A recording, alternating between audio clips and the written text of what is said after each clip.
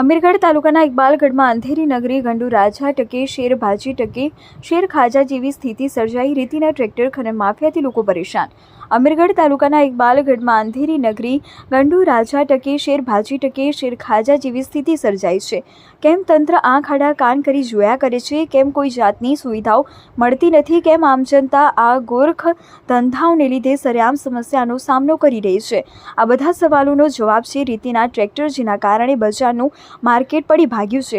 અમીરગઢ તાલુકામાં વાત કરીએ તો બનાસ નદીમાંથી ખનન માફિયા ટ્રેક્ટરો દ્વારા બેફામ રેતીના ટ્રેક્ટર ભરી સરકારને કરોડોનો ચૂનો લગાવી રહ્યા છે, જ્યારે ઇકબાલગઢ બજારમાં બેફામ રેતીના ટ્રેક્ટરો નીકળી રહ્યા છે અને બજારમાં ખરીદી કરવા આવતા લોકો આ રેતીના કારણે અનેક હાલાકીનો સામનો કરવો પડી રહ્યો છે, જ્યારે વેપારી વર્ગ શાંતિથી ધંધો કરી શકતા નથી। થોડા દિવસ પહેલા અવાડા અરણીવાડા ગામના લોકો દ્વારા વિરોધ કરી કેટલાક રેતીના ટ્રેક્ટરો પકડી લીધા હતા અને તંત્રના કાન ખોલ્યા હતા, પણ ધીમે ધીમે જેવી એવી જ સ્થિતિ જોવા મળી રહી છે। જ્યારે એવું લાગે છે કે અંધેરી નગરી ગંડુ રાજા ટકે શેર ભાજી ટકે શેર ખાજા જેવી સ્થિતિ સર્જાઈ છે। કેમ કોઈ યોગ્ય નિકાલ નથી લાવતા કે પછી મિલીભગતથી કામ થાય છે તેવું સ્પષ્ટ રીતે જણાય છે। જો આવી પરિસ્થિતિ રહી તો સરકાર દ્વારા પડકાર ઊભો થાય તેવું લોકોમાં સવાલ ઊભા થાય છે। આવનારી ચૂંટણી માટે અનેક સવાલો ઊભા થાય તેવું જણાઈ રહ્યું છે। ઇકબાલગઢ હાઈવેથી લઈને બજારમાં આવતા રોડની સાઈડમાં રેતીના થર જામી ગયા છે અને આ રેતીના કારણે બાઇક ચાલકોને એક્સિડન્ટનો ભય રહે છે અને અવારનવાર રોડ ઉપર પડેલી રેતીના કારણે બાઇક સ્લીપ થઈ જતા અનેક લોકો પડી જાય છે।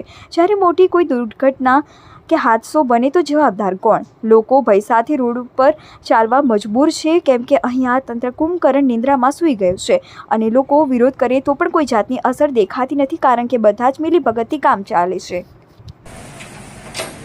ઇકબાલગઢ ગામમાં બજારમાં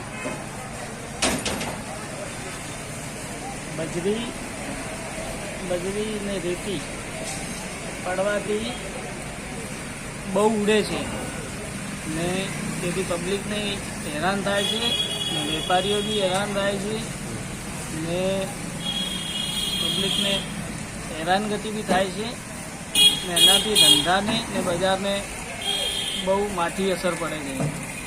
માણસું ખૂબ ચાલે છે, એના માટે બજાર ઉપર રેતીના ઢગલા જોવા મળે છે। આ રાતે ટ્રેક્ટર ખૂબ ચાલે છે એના કારણે।